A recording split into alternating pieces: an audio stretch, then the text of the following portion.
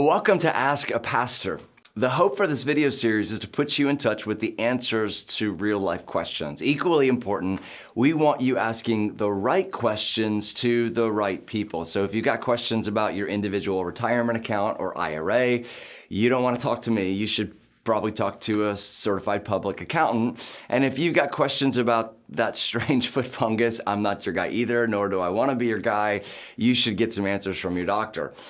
And in the same way, if you've got questions about the Bible or faith or anything to do with life and eternity, then it would be a good idea to get some answers from a pastor. So we asked you to send in some questions, and we're loving what's coming in. So each week, we're going to release a video answering your questions. And our aim is to give our insights and answers that are helpful for real life. So here we go. First question. Should a Christian get a tattoo? I can't tell you how many times I've been asked that question personally. And so it turns out all kinds of people are asking this question. Now, statistically speaking, 48% of 21-year-olds in our country either have a tattoo or some part of their body is pierced, excluding ears. So this is a very significant issue. This is always a fun topic to talk about with people from different generations, because if you happen to be a baby boomer born between 1946 and 1964, then the majority of you would be against tattoos. If you happen to be part of my generation, Generation X, 1964 through 1984, then we're less averse to the ink. And the further up the generational ladder we go, it becomes more normative. So on one hand, one generation would say, no, never. If you're a Christian, it's always wrong to get a tattoo. And the other hand, we'd be like, seriously, this is not a big deal. Just make sure you don't get 666 on your forehead or a naked lady on your chest.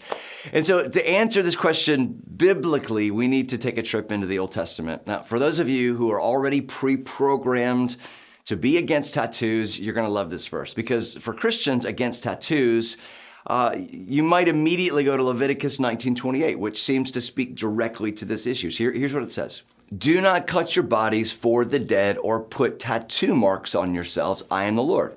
In other words, some of you might say, I get that verse says don't get tattoos, but hey, we always need to read the Bible in context, meaning read the verses before and read the verses after. So Leviticus 19, it also says not to plant your field with two kinds of seed and not to wear clothing woven with two kinds of material. And everyone is currently disobeying that. Verse 27 also says not to cut the sides of your hair. So those of you that are okay with tattoos would say, look, if you got to obey one of those, you got to obey all of them. This is solid reasoning. That they might even remind us that the Levitical law was fulfilled with Christ's death, burial, and physical resurrection. And the command to not ink up your body was directly connected to not identifying with foreign gods.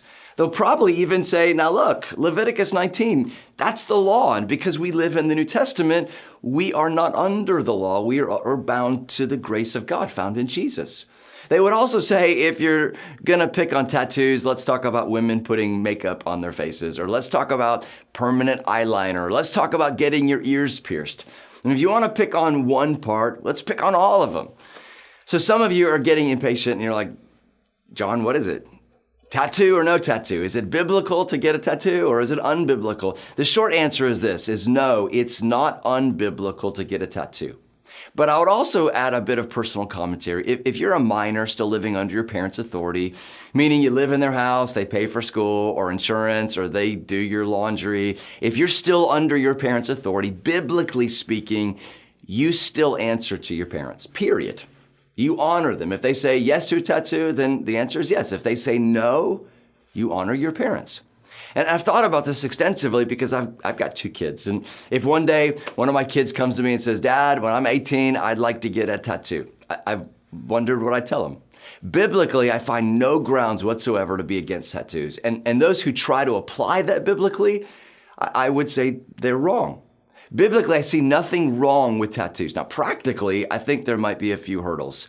30 years ago, tattoos were out of style, and in 30 years, they might, again, be out of style.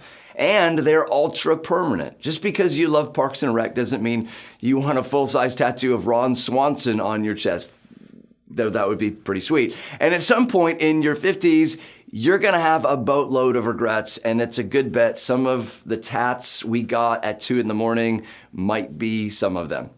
So is it biblical? Well, it's not unbiblical. It's probably helpful to take heed of 1 Corinthians 10:23. Everything is permissible, but not everything is beneficial. Everything is permissible, but not everything is edifying. Oh, one more thing. As a side note, if you'd like to get a tattoo of my face, I'd be happy to send you an 8x10 headshot, full color. I'd be honored. Well, that's all we got for today's Ask a Pastor. Join us next week as we answer a viewer's question. How do I respond to other people's gossip? It's going to be good. As always, if you've got any questions about life, the Bible, and eternity, we'd love to help. Send those via Twitter, Facebook, or by email. We look forward to working with you in all the questions of life.